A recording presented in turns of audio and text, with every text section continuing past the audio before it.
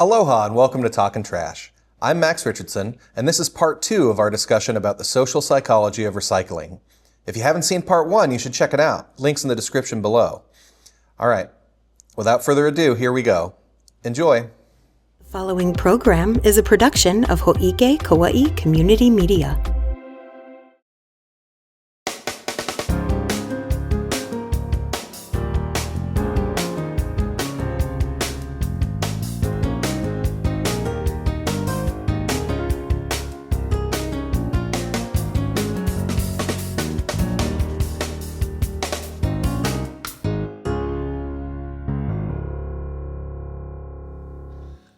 So we've talked about this on the show before. I know we even had a whole episode dedicated to it, but it kind of ties in with today's topic. So I figured we could briefly touch on some of the common myths and misconceptions about recycling, because I know, like you said, people not knowing what happens to their stuff after they recycle it can be a contributor to why they're not recycling. Right.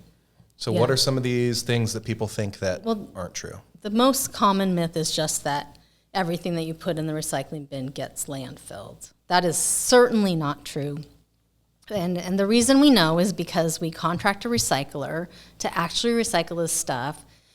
We watch them do it. We go and look at their facility, and they're doing this work. They're marketing. Also, they own the materials, so they have an incentive to actually recycle it. And then we operate the landfill, so we know it's not going there. Yeah. And we get the reports of where it's going. So there's no way, it actually is getting recycled. But when I worked in California, when I've been around people that are in the industry for decades, and this is common, not here, but everywhere. There is that myth that things aren't getting recycled. And I think it's like you said, is an excuse not to recycle. And it's also a rumor, like, the rumor mill. Yeah. Once it goes on the rumor mill, then, it's out there, and people are just going to, if they want to, just grab it and believe it. Yeah. So that's one of the myths. I don't know which other ones are you after here. That's always blown my mind, too, that people think that, because it's just such a wild conspiracy theory. Yeah. Like, what would be the motivation for the government to spend all this money lying about recycling when they could just be like, recycle if you want, whatever, or just not have a program. If it didn't work, we wouldn't have a program. And the other thing, I think, for folks watching at home that maybe don't watch the show regularly, or maybe you're watching, you're getting this like clip on TikTok or whatever. Allison isn't just the co-host of this show. Allison is the solid waste division chief, so she knows what goes in the landfill because it's her landfill. Mm-hmm. Yeah. And she knows what the recycling company is doing because she's the one that hired them. So, this is a subject matter expert on this. So I guess if you don't trust the government, then maybe you think, oh, well, Allison's just on here lying to us. But it would just be a weird flex to go to all this trouble to lie to us. And it's definitely, she's not guessing, like she knows, Yeah. So I think that's worth remembering, that I'm just a guy that is doing a podcast and speculating about this stuff, but Allison's the expert. So if she says it's not going in the landfill, yeah. And please call our office, because we have a lot of experts that work in the solid waste division that are excellent at customer service and know the programs and are working the programs. So you can call and talk to us. We have like 5 people that answer the phone during business hours and ask what's going on, and we'd be more than happy to tell you. We respond to information requests from the public. All of the information we have in our contracts and the data and everything is publicly available, because it's public funds that are supporting these programs, so we can get you the information if you'd like to see it. Yeah. So it's not... You don't have to trust us. We'll show you. It's not as sinister as opaque as the tinfoil hat community maybe thinks. And then I guess we talked about this a little bit earlier, but I guess a big motivator for people, or a big barrier, I guess, to people putting in the effort to recycling might be just the idea that it's out of sight, out of mind. You know, I put an aluminum can into the garbage can and I close the lid on the garbage can, and I never see that aluminum can again. So why do I care what happens to it? And I guess I guess I just said my take on it, but what's your take on how that concept, how that out of sight, out of mind concept might contribute to people's habits? And also, what do we say to someone with that out of sight, out of mind mentality? Well, I think for me, it's more on the trash side that I'm concerned about that. And that's why, like, when I first moved here, trash service was free and you could put as many bins at your curb as you wanted. That's before we had the automated collection. So people would just put 1 million trash cans out and we just pick it up for free. It's like, why even care about what happens to the trash? But since then, in order to fund the program, because it's not free to pick up trash, you think about all the trucks and the guys and like the managing the landfill and the transfer stations is expensive. I mean, our budget is $30 million a year, and that includes we have 70 employees in the solid waste division, and we have 4 transfer stations, a landfill, and dozens of recycling programs, and that's what that money is spent on. So there's a lot that goes into you putting something in your trash can, and a lot of money spent. So we needed to recover some of the money from residents, so we instituted just a flat fee for service, $10 a month per household, and then we went to a variable rate where if you have a big can, you pay more than if you have a small can, and you can opt out and just take your stuff to the transfer station, whatever you want to do. You have choices, but putting a fee on garbage is important because it makes people think about, wait a minute, I do have to pay for this. It's not free to throw stuff away. It certainly is not free to the government or you as a taxpayer. It's not free. So people need to think before they're, first of all, at the very beginning, when they're purchasing something, right? It's like, will this produce waste? There's lots of purchases you can make that won't produce a lot of waste. And if you would allow me to talk about an example that you and I were talking before the show. I would love that, yeah. You were concerned that you wish Gatorade was in a different package because you don't like plastic. I hate plastic too. And so, but look, I've never seen Gatorade in aluminum. Yeah. I've never seen Gatorade. Maybe I'm wrong. Maybe it's there, but I don't think so. I've never seen it in anything glass, other than that like special like hexagon-shaped plastic bottle. Yeah, and like a lot of people like Gatorade. It has the electrolytes, right? It's refreshing, it's thirst quenching, and it gets hot in the summer. You were saying when you're mowing the lawn, you need to have your Gatorade, and I get it. And I had the same problem at home with my husband. Was just going through the Gatorades like it was out of style, and I was like, we can't. It's embarrassing. You can't be producing all these plastic bottles. We have to do something else. So then he started to buy Gatorade and other performance drinks in those little dry packets where you add it to water. And one barrier that you and I talked about is, the water source at your house. Maybe you have rusty pipes. Maybe you don't like the taste of your tap water, so you might have to get like a Brita filter or some kind of pitcher. You could install a filter or get a pitcher. The pitcher is a very low cost item that you can keep your water cold too in the fridge, and then you can use that to make your sports drinks at home, put them in your flasks, and be source reducing. All you're creating is that little plastic packet, which isn't much. And there's a lot of, if you go online, there's a lot of different hydration drinks out there for sports, so that have lots of electrolytes that are really great. That I have my favorite, and I drink them all the time, and I think they're great. But I'm not producing any plastic. But yeah, that's an example of your choice as a consumer to source reduce, or even just something like going to the grocery store and not using. And because we have a bag law, where we're not doing the takeout bags, which is great. They're banned, and it's so funny.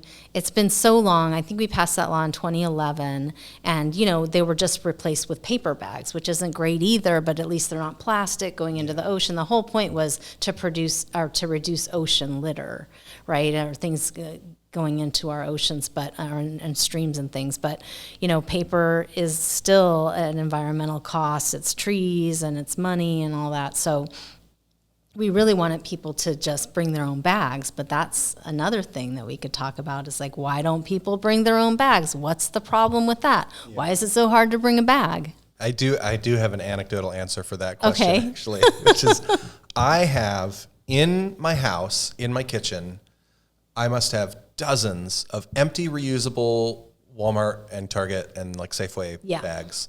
Because what I do is I think, that's great, to reduce waste and have reusable ones. And so I buy one when I buy my groceries. Yep.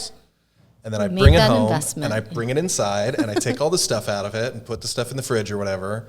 And then I put the thing on the floor in the kitchen. And then I go, all right. And then, next time I go to the grocery store, I'll bring it with me. And then You don't bring I it. forget Okay, it. wait, I got to show you something. Yes. Okay, so I realize that they're very hard to remember to put back in your car. So, and I got an advantage because I do carry a purse. The man purses maybe will go back in style or whatever. Yeah, I carry a fanny pack, so. But this is my favorite bag. Ooh, that's It's tiny. called Enviro Sacks, and I have like 5 of them in case I'm going to go on a shopping spree. You never know. Yeah. But this bag, Enviro, and here I am endorsing a bag because we bought them for the count to distribute it through the county too. Cool. These are washable, and this one's really old. It's probably like 6 years old. Look how beautiful it is. I don't know if you can see it. It's really big and super durable, and it folds up so small that you can carry several with you. And I always have my bag. And I'm looking they're at that. beautiful, How too. small it's folded up. And I'm thinking, those will fit in like my center console. Yeah, you could fit many, and you just fold it. It's like a tri-fold and then just a roll, and it doesn't get all wrinkly or anything. Because sometimes sometimes I remember to bring the Walmart ones out to my car, but then I don't keep them in the car because then they're going to get wet. Yeah. Or I They're need to put just camera gear in the back of my bulky. car, Yeah. and now it's like full of Walmart bags or whatever. Yeah, you need a something bag like that that, rolls up. that'll fit in my those are center the ones. console. Yeah, those are great. Yeah, after the show, you I'll remind show me of the you- I'll name of show those, you, and yeah. I'll buy some. So I think I started talking about this though as an example. I was talking about bags, but like even when you go to the grocery store and you have produce, there are certain produce that really, and in the produce bags aren't subject to the law, and it does keep your vegetables fresh. So I understand why people have produce bags. However, you don't need a produce bag for like bananas. Like certain things, they're their own little package. They're fine, So be conscious of things like that. And then also just buying in bulk is another thing that people can do. And then just looking at the packaging, because there's things that are in hard plastic containers that really don't need to be, and you can make choices at the grocery store where you're not creating that waste. But I realize it's hard. It's something that at the state ledge, they've been trying to get some kind of packaging producer responsibility. So these aren't simple solutions. This is something that like you as a consumer can make certain choices, but beyond that, there's issues at the top of this manufacturing chain, where these problems need to be solved at a higher level to make consumer choices a lot easier. So I'm not blaming everything on people, but you do have choices. Yeah, and I think that was the reason before we started filming. That was the reason we were talking about Gatorade specifically, is because. Don't come for us, Gatorade. But it's only in plastic bottles, because I was saying, I try to be environmentally conscious. I try to be an environmentally conscious realist, personally, when I'm shopping. So if something comes in aluminum cans or plastic bottles, I buy it in the aluminum cans. If it only comes in plastic bottles, maybe I don't need that thing. But if I feel like I do need that thing, or, going back to being a realist, maybe I just want it in that moment. I'm human. I'll buy it in the plastic bottle because that's my only option, right? Is get it in the plastic bottle or don't get it. And so, I think you kind of have to attack the problem from both sides of, like, as consumers, we should be making responsible decisions, both at the store and then at home, making the responsible decision with what do I do with this waste item that I've now generated. Recycle it if you can. Don't buy it in the first place and then recycle it if you have to. Or reuse it too. You could reuse it. But also, from a manufacturing or a retail side of the issue, if better choices were available to be made, then they would be made more often. Yeah, definitely. Well, you've seen that like through history too. I don't know.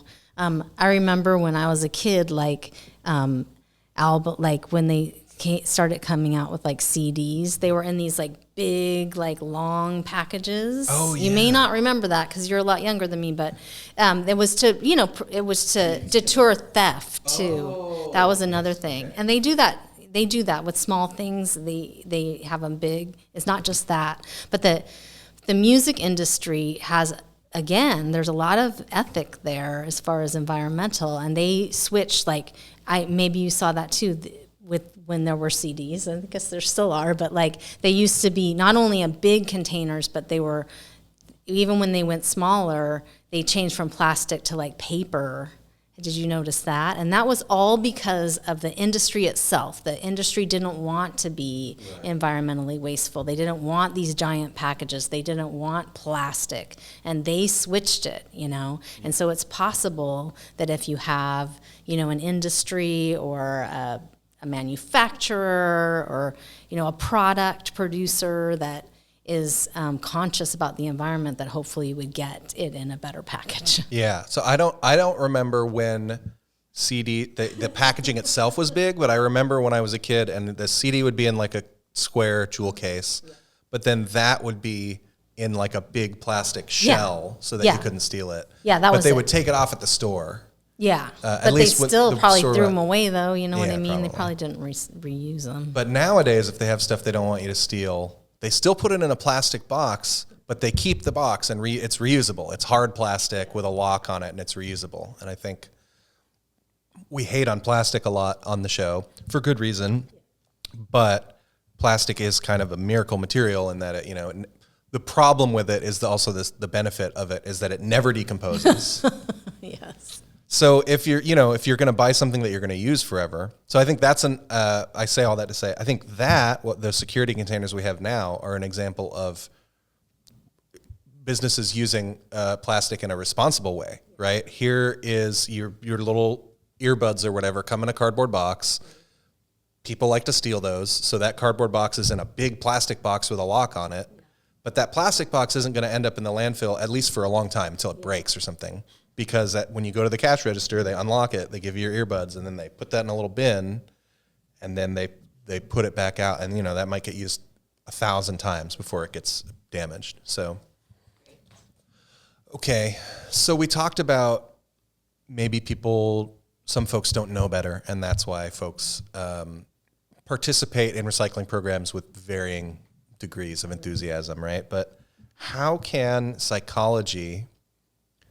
Okay, so we also know about educational programs about like, reduce, reuse, recycle and stuff like that, and the perhaps limited efficacy of those programs, like a lot of people kind of in one ear and out the other.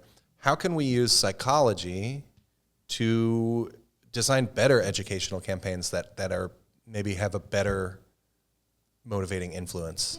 Good question. So for many years, they've been looking at first of all, people will recycle more if the rules are clear to them, if they know what they're doing and what to do. Because that is kind of confusing. Like, wait, you'll take number one plastic bottles but not trays? Like, I don't understand. Like, it's too confusing. I'm opting out. I can't do it. It's too confusing. Yeah. So if you have programs that you have good public education and people understand what they can and cannot do, you're going to have a better participation rate.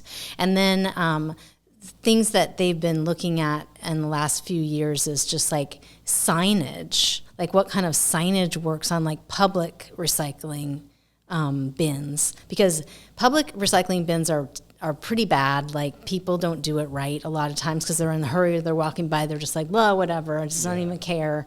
But if there's signage maybe at an event or something where they actually show the picture of the item, or better yet, if they have the actual example of the item that goes in the bin, like a real can, then people will look at that and go, okay, I can put that there. And so they found that image-based signage is the best way to inform people about what the rules are.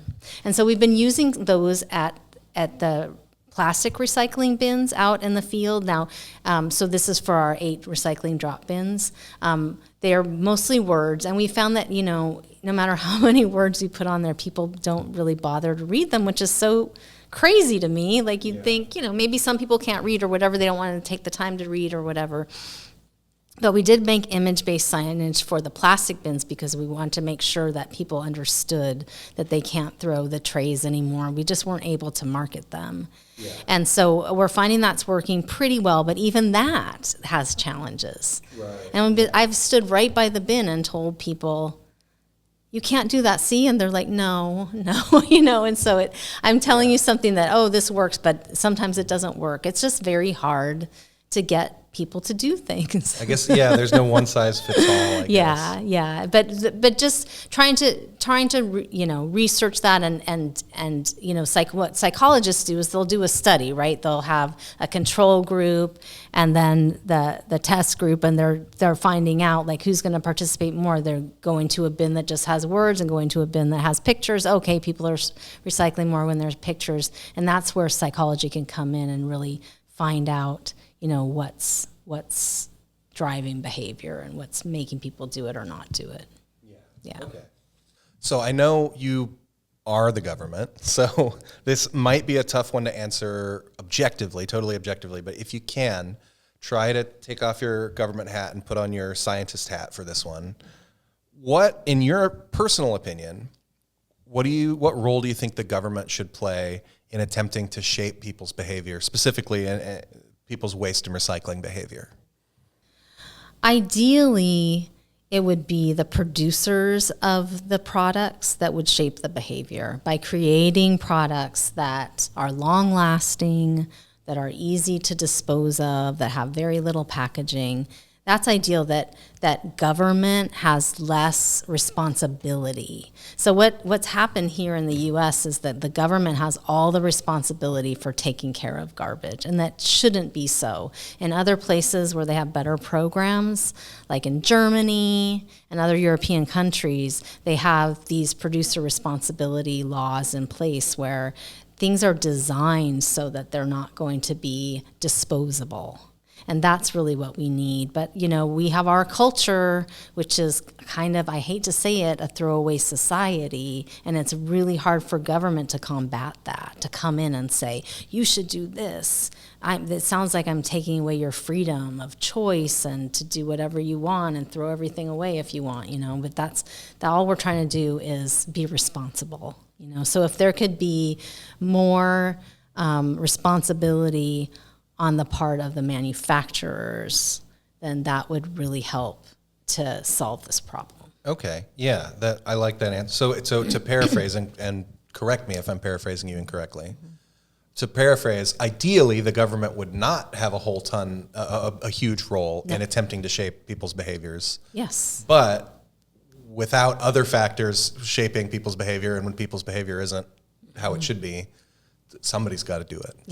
Somebody's got to do it. And then usually what government, and also one thing I want to say about recycling programs, another reason why people don't recycle as much as they can is because there's no uniform recycling in the United States, even though we're not on the mainland, but still we're part of the United States, right? There's no one-size-fits-all program, and that's hard. So every municipality is different. Every place has a different way they do it, different stuff that they take, different education programs, different people running them, and it's very confusing for anybody that goes around, lives in different places, goes to different places, and so that lack of uniformity is something else that is really a struggle for people when they want to recycle, because they don't know what to do. They're not touched by wherever they are. The government can't come in and touch every tourist or every visitor, every new person that moves here, and so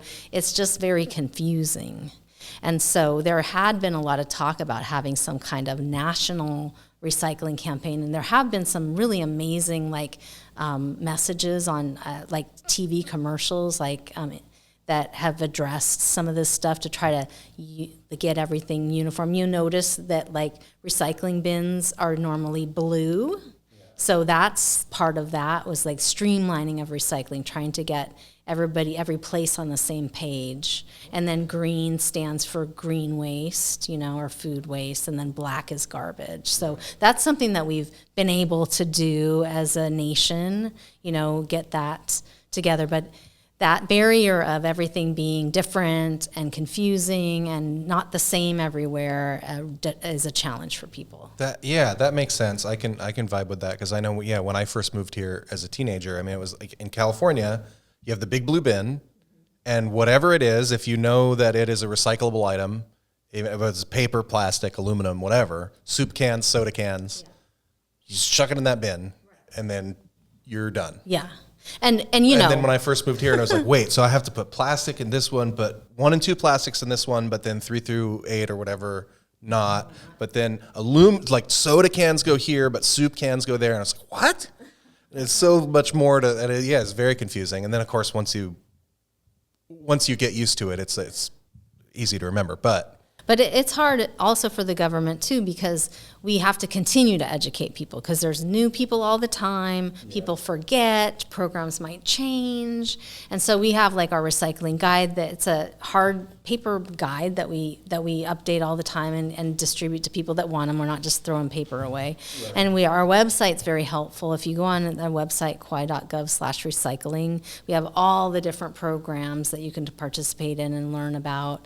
But we don't like send stuff in the mail or anything. That doesn't seem like a good way, and so really the website is kind of the main way that we get the word out, and then people can call our office to find out. But it's hard they say that you should be spending a certain amount of money per person or per household per year to really make sure that they're participating, and some of that could be kind of unaffordable for a small government. Definitely makes sense. Yeah, and there's a lot of, with living on an island and stuff, there's a lot of things the government has to spend money on anyway. Yes.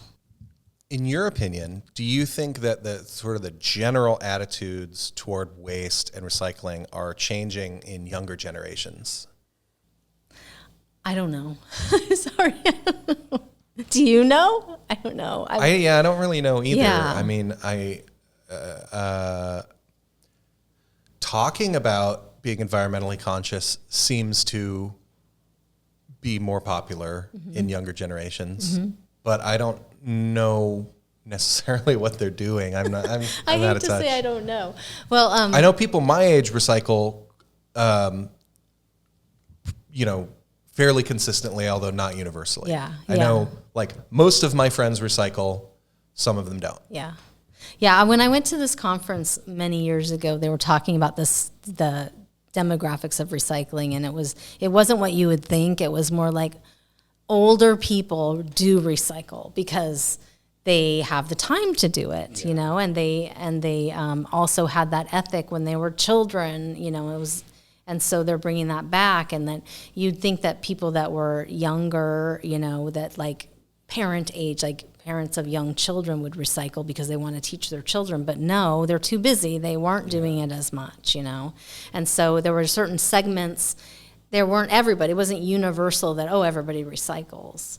But I do know, as far as, when I first started working for the county, I did actually do school presentations and have kids do tours of the resource center. So I got to interact with a lot of kids, and it is really fun. They are enthusiastic, and it seemed like then, and I'm sure now, because we have our specialists are teaching kids, that's the fun part of the job, is to educate kids, because they're open to it, they want to do it. The kids take that home to their parents. We hear that. They take it home to their parents. But I feel like a lot of people on Kauaʻi are into recycling, and they're doing it, and they care, like I said, because they care about the beauty of the island and they want to preserve that. Yeah. But I know a lot of social values and social norms change as the generation changes, right? As new generations come of age and get the social and the economic power. Yeah. And I'm curious to see whether it's specifically in terms of recycling enthusiasm, if the change is we're increasing our enthusiasm or decreasing, I would love to have a bunch of volunteers or money or something to do some focus groups, because that's where you learn that kind of stuff, is through focus groups and random, like pulling in segments of the population, not just those people but like just sampling the population. An actual scientific sample. Yes, exactly. That's how we would really understand that, and we just don't have the means to do that at this point. Yeah, that makes sense. But we can look at, other communities are doing that, but it's just not our community, so that's what it makes it a little bit more difficult. Right. Yeah. And it's such a unique community that it's hard to take someone else's results and assume that they apply to our community. That's so true. Even island by island, it can be different, Oh yeah, for sure. I mean, go spend a week on Oahu and then come back to Kauaʻi, and it doesn't feel like the neighboring county. It feels like a completely different place. Or Big Island. Yeah. Okay. This one actually isn't a question, but while I was writing the questions, I just was thinking this, and I just wanted to say that recycling and composting and reducing waste, all the things we talk about on this show, they're important everywhere because everywhere on Earth is on Earth. But they're doubly important on Kauaʻi specifically. I mean, it's important everywhere. It's more important in Hawaii. And it's even more important specifically on the island of Kauaʻi because in addition to the fact that we want to reduce waste because it's good for the planet, we also have the, dare I say, more immediate problem of the fact that our landfill is full. So like even if you don't care about the environment, which you should, but even if you don't care about it, like we don't have room in the landfill for more garbage. No, we don't. So we should try to take that tiny amount of room we have left and stretch that out as long as possible, which is just another reason to keep stuff out of the landfill that doesn't need to go in there. And I think that people don't necessarily realize that both of those things are true. That yes, recycling is important from an environmental perspective, but just from a housekeeping perspective, like when the landfill gets full, what are we going to do with the garbage, guys? Like, this is not a very big island. And we can't, so where are we going to put all the trash? The reason it's important here too is it's exporting waste is not a real thing. It's not something, we can't just ship it off. We're not going to be able to do that. We have to manage it here, and we have very limited space. We're talking literally 5 years of airspace at Keikaha. We're working on expansion options, new landfill options. We've been working on those for a really long time. But that's why everybody is important in solving this problem. Every decision that you make is important, and it's not like other places where if we're having a problem, we just truck it out to another community. We can't truck it out. We can't drive it out. We got to ship it out, and it's not going to work. It's going to be way too expensive. Yeah, very cost prohibitive, and then also it's super unfair to another community. Like, hey, here's all our garbage. You can put it in your garbage dump. You know.